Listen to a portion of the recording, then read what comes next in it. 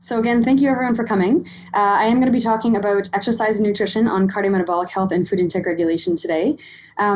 I wanted to give a bit of a background as to my academic past to provide context as to where some of these research questions came from. So my academic career started at Dalhousie University. I did a bachelor's in kinesiology there and an honors in my fourth year that was a little bit of an introduction to research. So I looked at thermoregulation, and that was a really great introduction to what research can be like. So I did continue on. I did a master's in kinesiology at the University of Waterloo, and this was in bone physiology and spinal cord injury. I looked at bone quality and quantity in both sublesional and supralesional bones in people with spinal cord injury. We used imaging techniques such as dual energy X-ray absorptometry for bone quantity and peripheral quantitative computed tomography for bone quality, and really focused on the sublesional osteoporosis in this population.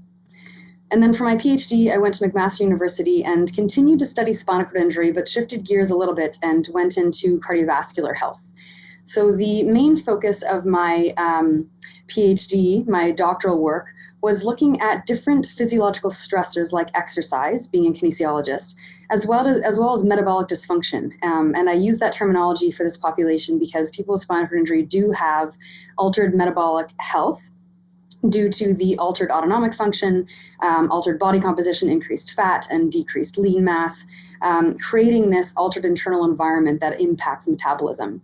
So looking at these physiological stressors of exercise and altered metabolism on cardiovascular outcomes, I focused on arterial vasculature, peripheral arterial vasculature, so arteries in the neck and the arm and the leg, and how exercise and metabolic dysfunction affects those arteries.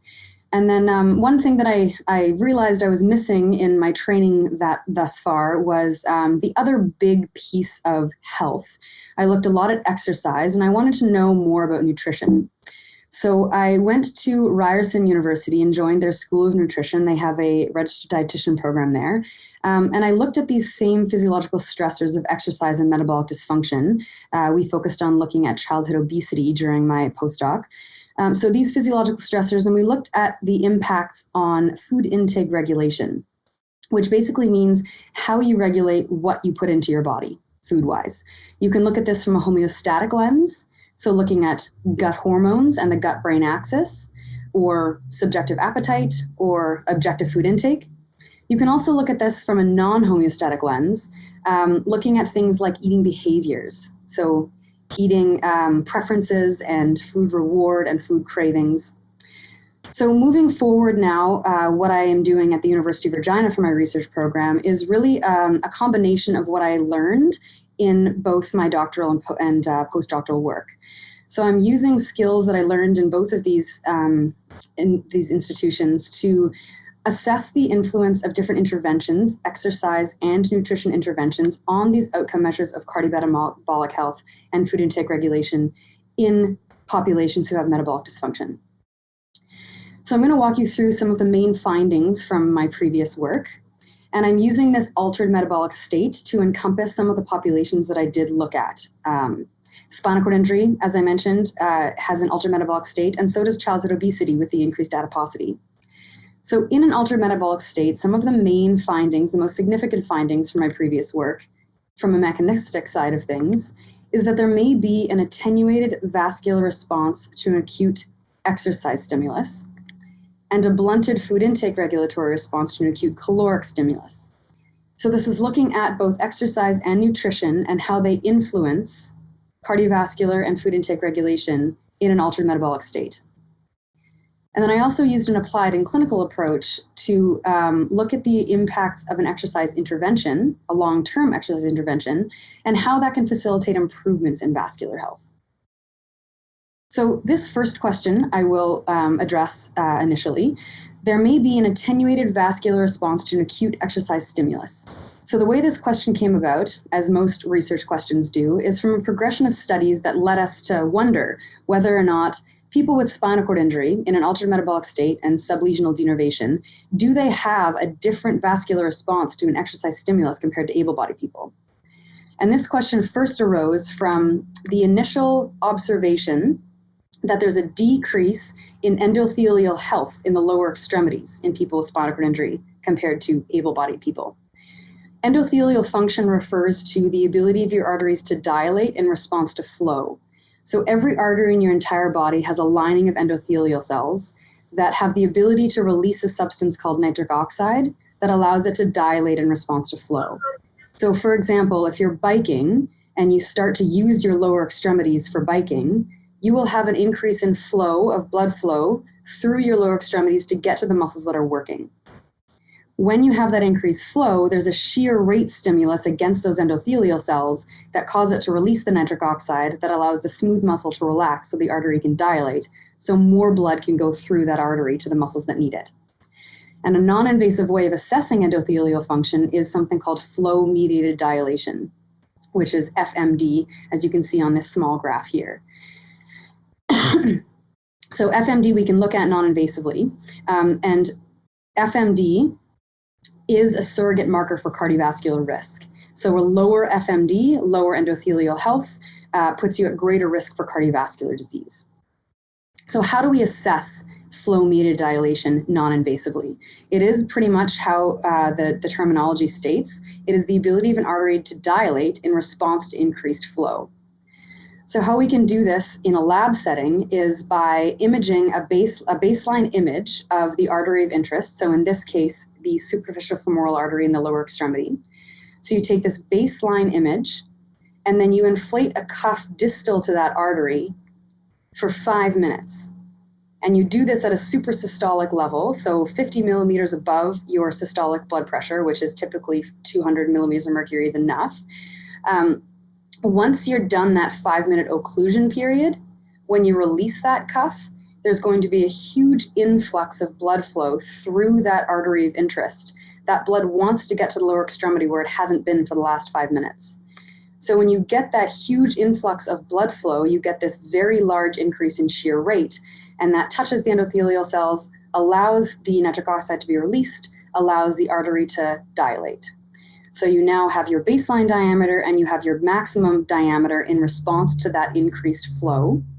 And your FMD percent then is maximum diameter minus baseline diameter over baseline diameter, and that gives you an index of your endothelial function, the ability of your endothelial cells to cause dilation.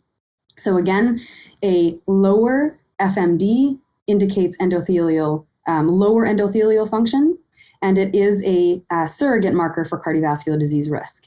So once we identified and observed the fact that there was reduced endothelial function in the lower extremities in people with spinal cord injury, we were interested to look at some mechanisms as to why that might be the case.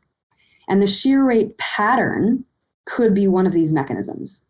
So I mentioned that shear rate is in relation to the increased flow through that artery. The shear rate pattern refers to either anterograde or retrograde flow. So anterograde, or I'll say shear rate, is forwards shear rate through the artery, and that's considered atheroprotective or a positive flow profile. As an aside, as a caveat, anterograde flow is atheroprotective, but too much of chronic anterograde flow in a condition of hypertension, let's say, has a negative influence on endothelial cells. But if you're talking about anterograde flow episodically, in response to exercise, for example, you're going to increase your flow for the period of time that you're exercising, that anterograde flow is atheroprotective and positive. The retrograde flow that happens when your heart relaxes is atherogenic, or considered to be a negative flow pattern.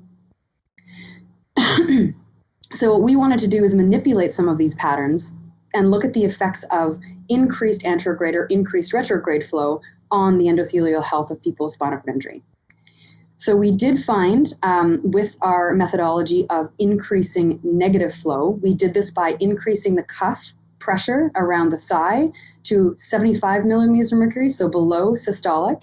So we created this oscillatory or turbulent flow pattern and increased the retrograde flow for 30 minutes. We found that this intervention to change the retrograde flow profile decreased FMD in the lower extremity as expected. And this was in both groups, the spinal cord injured group and the able-bodied group. So FMD was decreased. So then we wanted to ask the question of what about increasing the anterograde flow? And the best way of increasing anterograde flow is through an exercise stimulus. So the way that this methodology came about was actually following a previous study that had been recently published at the time that showed able-bodied people who were biking saw an increase in shear rate in their non-working arm. So they were using their legs to bike and they saw an increase in shear rate in their non-working arm. That resulted in an increase in FMD in the arm.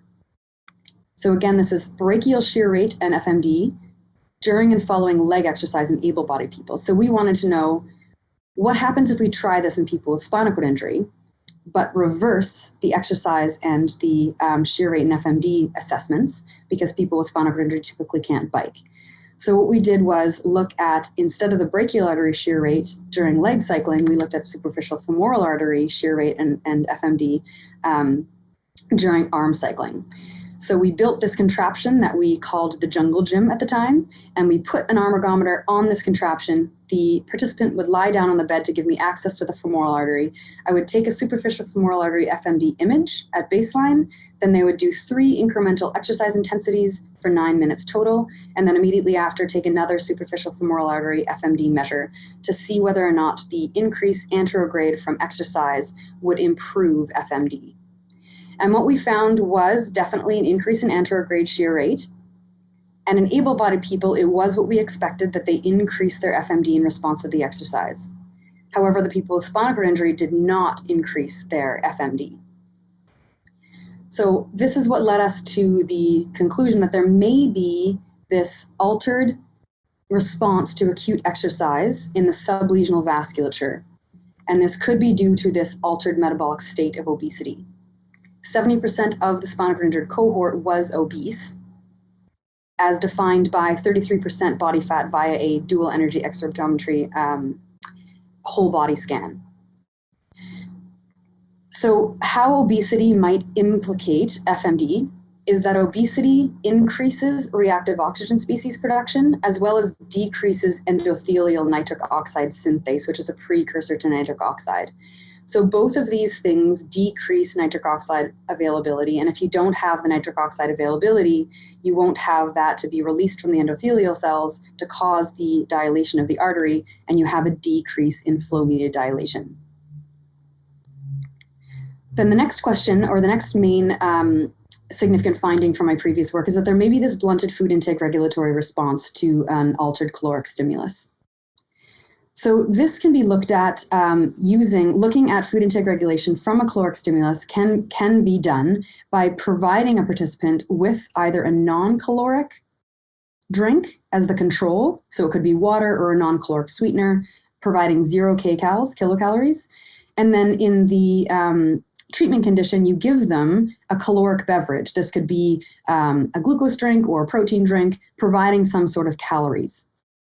Then after a predetermined time, let's say 30 minutes, you provide them an ad libitum food intake, and you simply measure how much food intake they consumed at that time point 30 minutes after the beverage, that preload.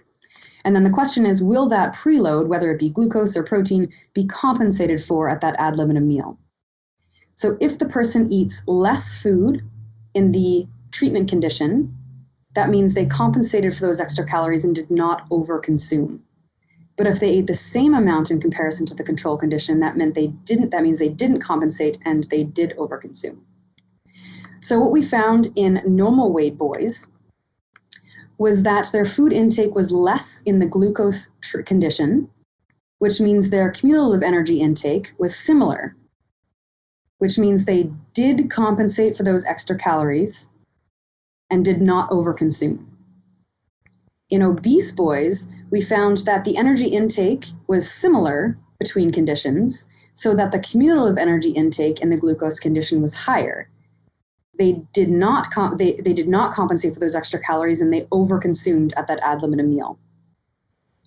This next study here is showing normal weight and obese boys in the same study using a whey protein drink as the preload.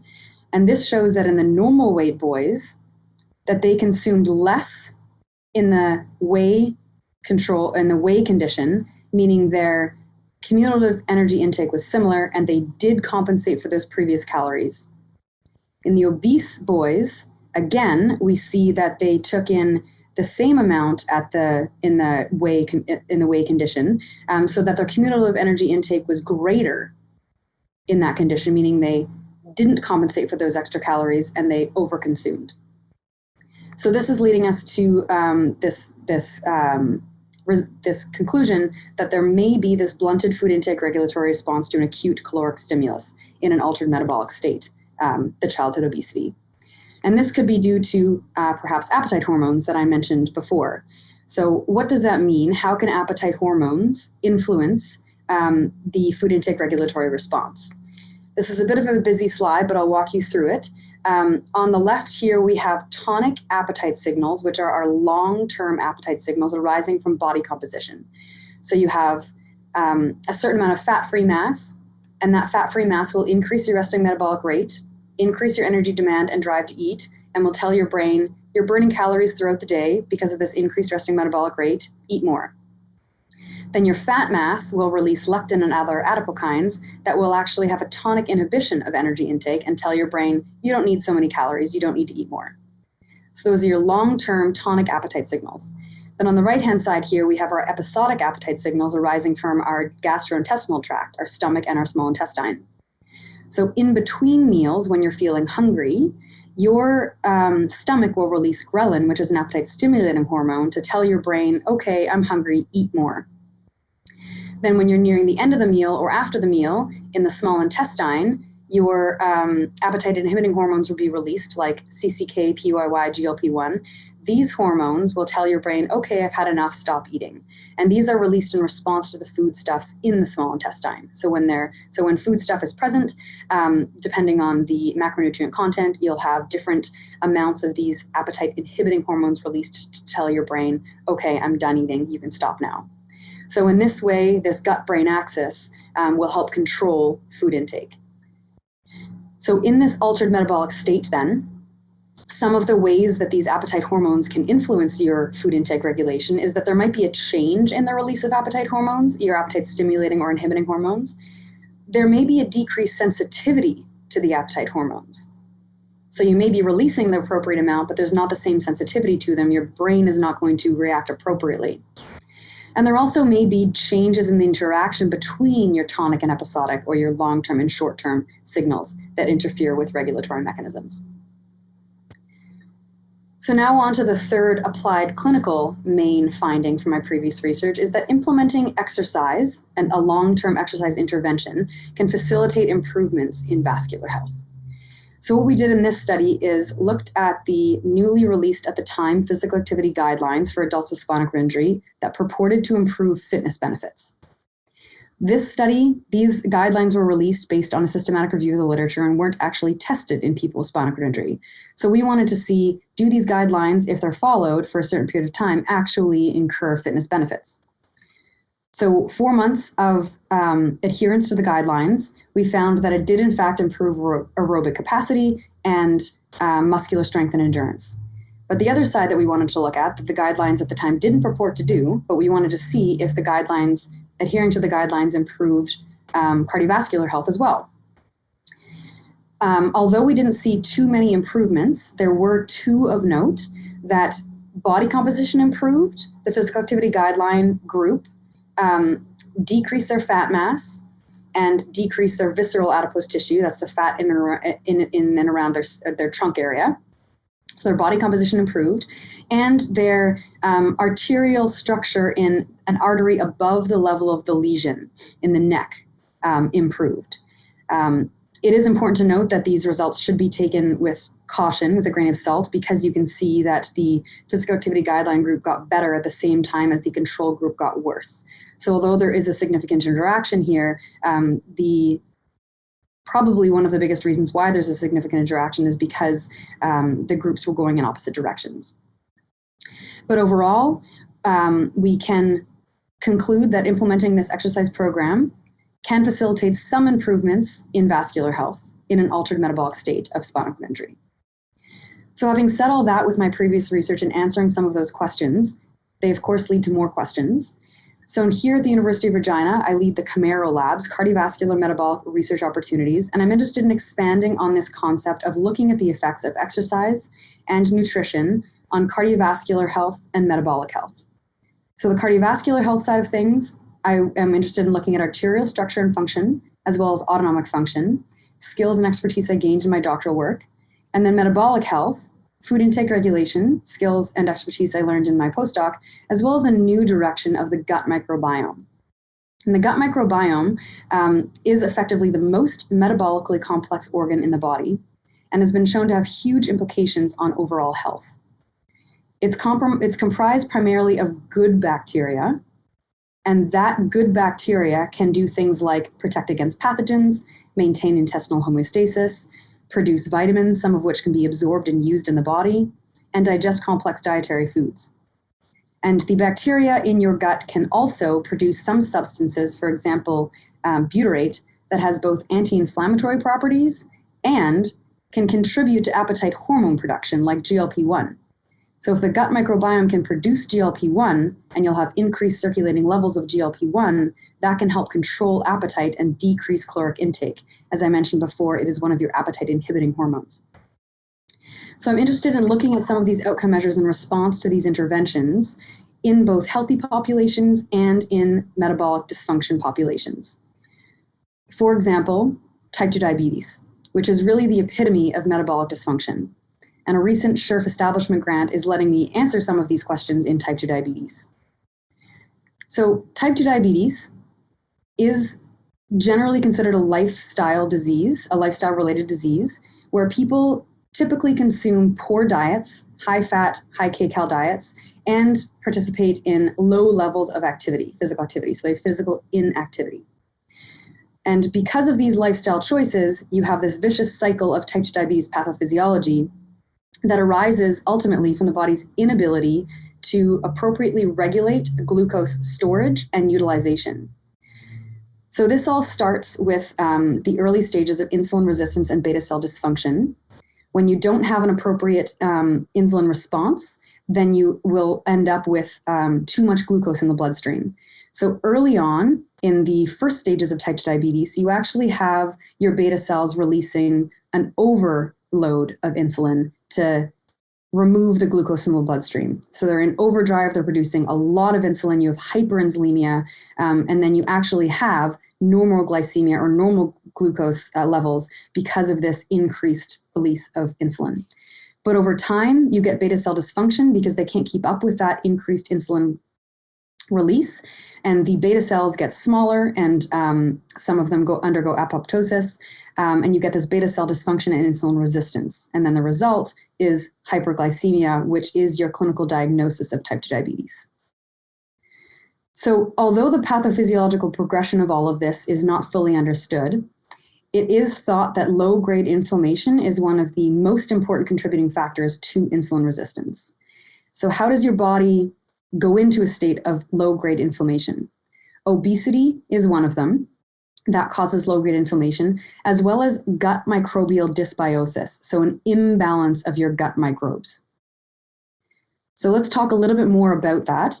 The gut microbiome is defined as both the diversity and the abundance of certain bacteria in the gut. Diversity in a healthy gut harbors over 1,000 different bacterial species.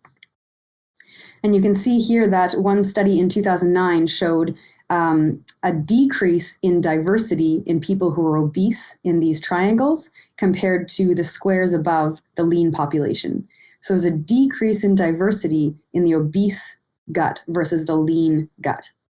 And although there are inconsistencies between studies since this seminal study in 2009, and there are inconsistencies because the microbiome is so complex and differs dramatically between individuals, as well as different studies using different methodologies to analyze the stool samples, there are still questions remaining as to how the diversity is affected and in what way. But overall, there is a general consensus that diversity is less and low diversity is unhealthy. Also, the abundance of the gut microbiome matters. in a healthy stool sample, as shown here, you can see that there's a large abundance of this blue color that refers to the bacteroides. So a large amount of the bacteroides is a good thing, and a low amount of firmicutes is a bad thing. So the abundance of certain bacteria does matter, and in a healthy person, you have the majority of bacteroides and a low amount of firmicutes. So let's look at how this diversity and abundance might influence overall health. If you have an initial population here of a good amount of diversity and an appropriate abundance of good bacteria and a low abundance of bad bacteria, that's your initial population of a healthy gut. Then if you have some changes to your lifestyle, like a high-fat diet or a high kcal diet or physical inactivity, this can change your gut microbiome to have less diversity and perhaps an abundance of poor bacteria, bad bacteria. And it has been shown multiple times that in an obese gut, there is an increase of firmicutes and a decrease in the bacteroides. So you have an increase in the bad bacteria and a decrease in the good bacteria. So these changes can lead to decreased permeability of the gut. So you have substances moving into and out of the gut that aren't supposed to be moving into and out of the gut because of this less cell-to-cell integrity between the tight junctions. So this leaky gut, if you have substances exiting the gut that aren't supposed to, can create intestinal as well as systemic inflammation. Also, I mentioned the increase in firmicutes. If these red dots are an increase in abundance of the bad bacteria, these can actually decrease your gut hormone production, like GLP-1 and PYY. So if you have a decrease in this gut hormone production, then you won't have as much of this GLP circulating, and you won't suppress your appetite, and you'll end up over-consuming. So the question then is to progress this area of research to see what types of abundance and diversities are present in people with metabolic dysfunction. So including, are there decreases in diversity and abundance in type 2 diabetes?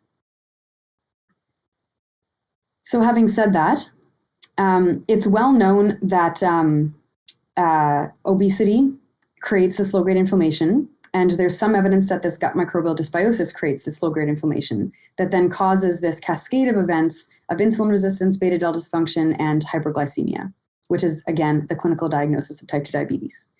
And with this hyperglycemia, you also get hyperlipidemia and this appetite hormone deficiency.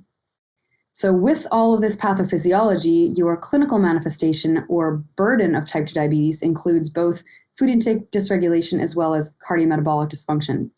So this one, it's very well known that type 2 diabetes alters your metabolic state and has considerable implications on your micro and macrovascular health.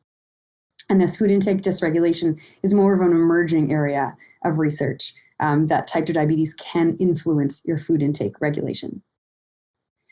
So food intake dysregulation in type 2 diabetes. Could there be changes in regulatory signals for food intake? Impaired glucose homeostasis and insulin resistance, as well as altered weak appetite hormone responses could contribute to this altered regulatory signals for food intake. If we look back at this same chart that I showed you before, in a condition of obesity and type 2 diabetes, you'll have an increase in fat-free mass that will increase your resting metabolic rate, that will increase your energy demand and drive to eat, that will tell your brain, okay, eat more. Then a large increase in fat mass will increase leptin and insulin secretion, which will eventually lead to leptin and insulin resistance. And when you have insulin resistance, that tonic inhibition of energy intake doesn't happen, and your brain is told, eat more. So you have insulin resistance and impaired glucose homeostasis causing overconsumption. Then on the right here, your episodic appetite signals, you may have altered or weak responses to these appetite hormones, all of which can alter the regulatory ability for your food intake. Your food intake dysregulation from this homeostatic perspective, in addition to the non-homeostatic perspective that I mentioned earlier on, things like disordered eating behaviors, food cravings, food reward, if you have a decrease in the ability to regulate signals as well as disordered eating behaviors, you certainly will have a difficulty in controlling your appetite. You'll have less inhibition of food intake and overconsumption. That causes, again, this vicious cycle of further adipose tissue deposits, which can certainly go into ectopic adipose deposits, meaning inside the cell, inside the organs of the body. And if you get ectopic adipose tissue deposits in the pancreas, for example, that can further decrease the functioning of your beta cells. So with all of this increased adiposity and overconsumption and obesity, this will further change the metabolism, the metabolic profile of the body, and will impact even further your cardiometabolic dysfunction. So cardiometabolic dysfunction, I mentioned, is a very well-known outcome of type 2 diabetes. And in fact, some researchers call type 2 diabetes a type of cardiovascular disease. So when you have increased glycation, so you have your glucose molecules sticking to the vascular basement membranes, that can cause your arteries to stiffen, called arteriosclerosis. So this glycation of the vascular basement membranes cause your arteries to stiffen. And one way that we can look at arterial stiffness is by looking at a non-invasive method of pulse wave velocity. So pulse wave velocity allows you to assess the arterial stiffness, and it's looking at the speed of the pulse wave. So if you have a stiff artery, that pulse wave is going to go rather quickly. If you have an elastic artery that's able to expand and contract in response to the blood, you'll have more of an elastic artery. So arterial stiffness is measured, let's say, between the carotid artery and the superficial or the femoral artery. You can measure the time it takes blood to go from one artery to the next and divide it by the and have the distance divided by that pulse transit time. So again, a faster pulse wave velocity means a stiffer artery. Then you also have endothelial dysfunction contributing to atherosclerosis, and that is, for example, plaque buildup in the arteries, and that can be measured by flow-mediated dilation. So if you have endothelial dysfunction contributing to atherosclerosis, you can measure the endothelial function with flow-mediated dilation that I mentioned earlier. And then you also see cardiometabolic dysfunction in type 2 diabetes manifested as impaired parasympathetic function, and you can measure that using heart rate variability. So having said all that, over time, stiffened arteries are part of a cycle leading to decreased vascular function. Your stiffened arteries, from perhaps increased glycation of your vascular basement membranes, will increase your pulse pressure. And that increased pulse pressure can augment peak blood flow. And if you have chronic amounts of augmented peak blood flow, that can damage the endothelial lining of the vessel. So I mentioned earlier that chronic increased anterograde flow, like in conditions of hypertension, can actually damage the endothelial cells. So this is perhaps what you're seeing in a condition of spinal cord injury when the artery diameter in the lower extremities is smaller, and you get this increase in chronic anterograde flow damaging the endothelial cells. That will further stiffen the vessel, and you have this cycle of further stiffened arteries, further damaging of the endothelial cells, creating an increased risk of cardiovascular disease. So this mechanistic and clinical approach to investigating the effects of exercise and nutrition on cardiometabolic health and food intake regulation can be applied to other populations. I mentioned neurological impairments like spinal cord injury. I mentioned childhood and adolescence. You can also look at some of these questions and mechanisms in the elderly, in healthy young adults, in athletes. So these approaches can be used in other ways. I am focused on type 2 diabetes right now because of a current grant that I'm going to be starting soon, but they can be looked at in several other populations. And some examples of these are some current studies going on in my lab right now with some of my master's and honors students, looking at psychological stress on food intake regulation, looking at physical and mental well-being of adolescents during COVID-19 pandemic. Karat is looking at the effects of COVID-19 induced confinement on food intake and exercise and overall health. Looking at the effects of an 8-week low-carb, high-fat diet on cardiometabolic health and quality of life in middle-aged endurance athletes. This is implementing a specific diet to see whether or not that diet can impact cardiometabolic health. And looking at body composition in wheelchair athletes and able-bodied athletes.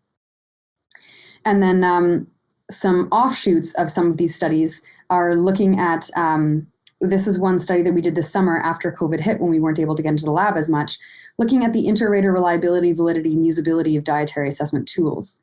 So we look at food intake using a 3-day food log, for example. That's one way to look at food intake. And we had all these food logs from a previous study that we were no longer able to continue. So we decided to look at the reliability and validity of dietary assessment tools analyzing those diets. So I'd like to acknowledge some people that have helped along the way, as well as Saskatchewan Health Authority, that is a collaborator for that study I was mentioning with the type 2 diabetes, as well as some funding sources.